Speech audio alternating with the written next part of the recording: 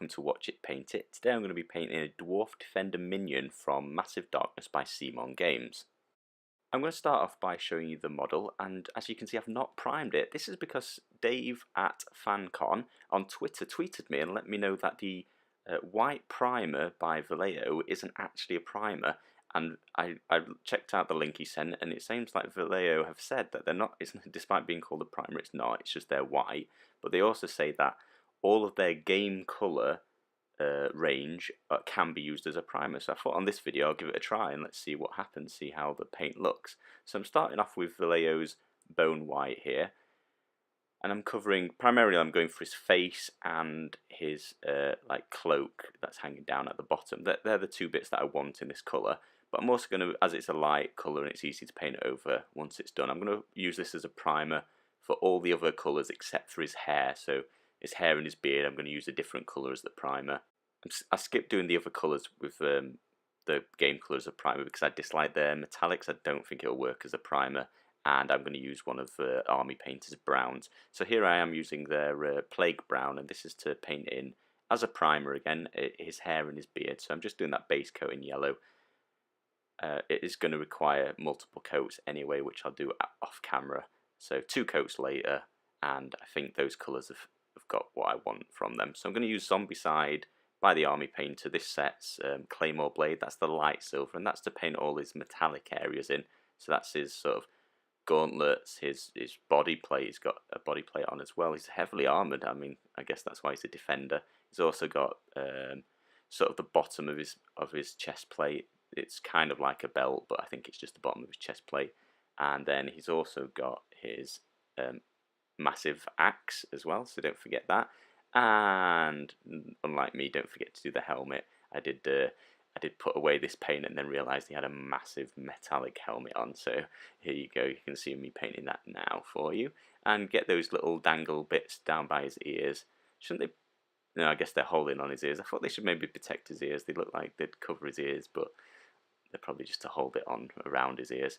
So Parasite Brown by Vallejo here. I didn't use this as the primer just because it would be too fiddly to do this bit, and the white gives it a nice base coat, a nice prime coat anyways to base coat on top of. So the Parasite Brown is for all of his little satchels. He's got a couple of bags around his belt, a coin purse of some sort, as well as that belt that isn't the metallic one. It's running around his breastplate and the bit of silver that hangs below it. So that's just to paint around it. I'm also doing his sort of knee pads in this same colour, and I'll be doing a very thin line between his armour, sort of the material that's under his sort of gloves and all the joints really. As realistic as it would be if it was complete solid metal, he obviously wouldn't be able to move at all, so just painting in those bits for realism really. But you could skip that bit, I mean the shader's going to get in there anyway.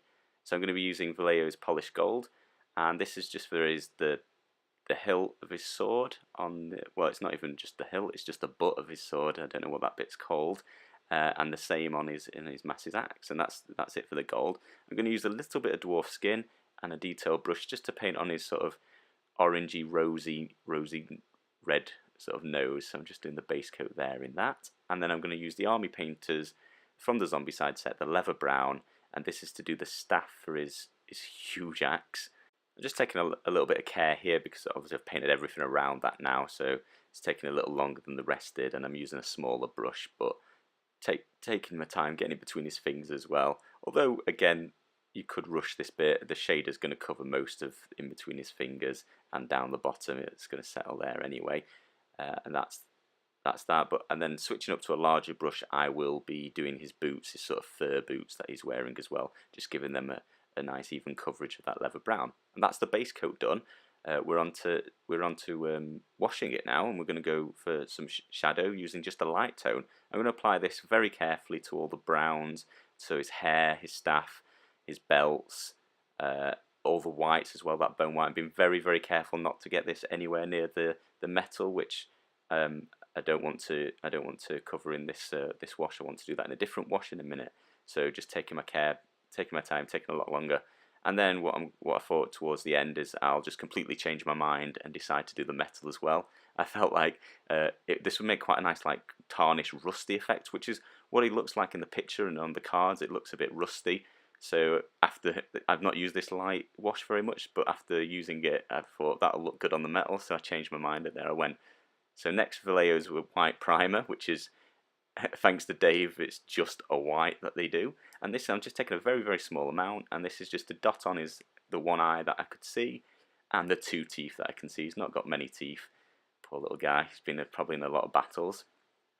I'm going to get out the bone white by Vallejo again. This is the off-white that I used for his skin and his cloth around his waist.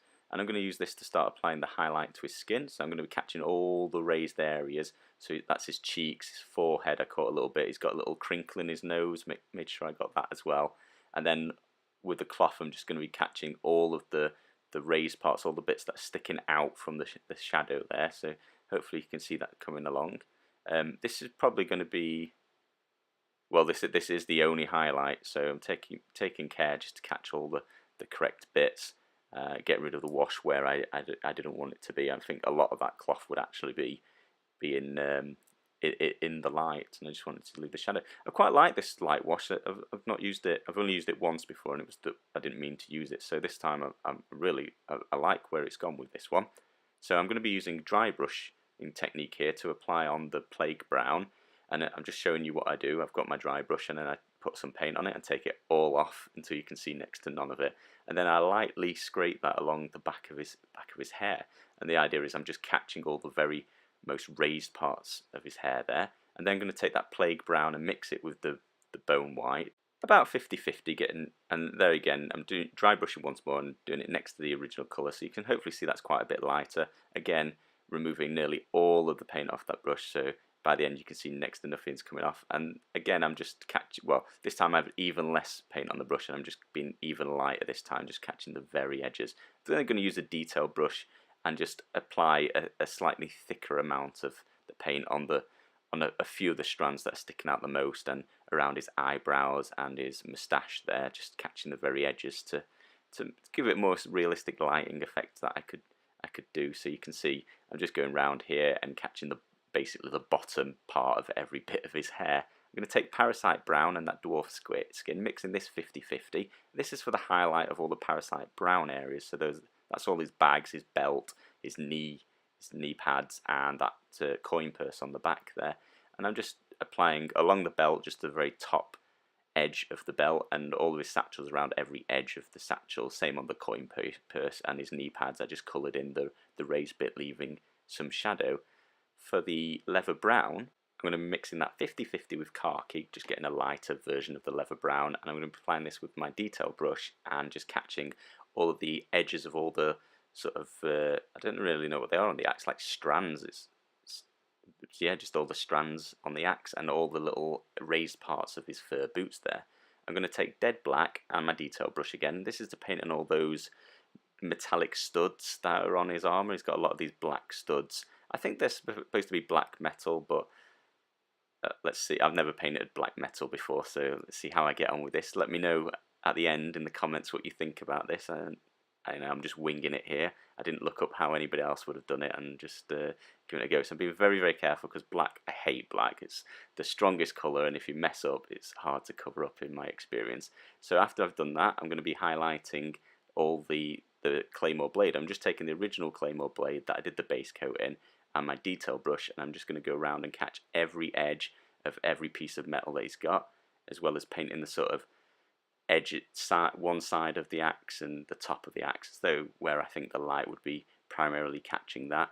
And yeah, with the armour, I'm just going around like every joint in every plate of his armour and catching along the edges, and just touching up some of the flatter surfaces where the wash has just settled in a way that I wasn't particularly happy with. Painting the top of his shoulder there as well, and some of his elbow. I think on the card the elbow shows you the most rust effect, so I was making sure I left some of this wash on. I do think it gives a very light tarnished rust look to it. Not heavily rusty. I mean, it doesn't look heavily rusty in the card, so I was trying to do a similar effect, just some weird tarnishing to it. I also added a small dot to each of those black spikes and just tried to make them look as though they were actually metal. And on the larger ones, I'd highlighted up one of the edges as well. Let me know what you think in the comments about that. I'm going to be painting Filthy Suit with the other minions that I've done. I've only done the Goblin so far. but I'm going to be painting all the minions with a light grey, this filthy suit base, just so I can recognise them more easily on the board. And that's the model completely finished. 1 hour 15 minutes. I was trying to do that considerably faster than the Goblin Archer minion that I did, and this included doing the priming on camera, which I often do a spray off camera that you don't see. Obviously occupies some time. Now I think the priming worked completely fine. I didn't notice any issues. I did have to do 2 coats of it, which is kind of the same as if I primed it. I mean, it didn't save me any time per se, but it possibly made it a little bit easier on the colours, and I didn't have to go outside in the rain. What do you guys think about not spray priming? Do you ever do it like this, or do you always use a primer? Let me know in the comments below. And if you enjoyed the video, hit the thumbs up below. Thank you all very much for watching.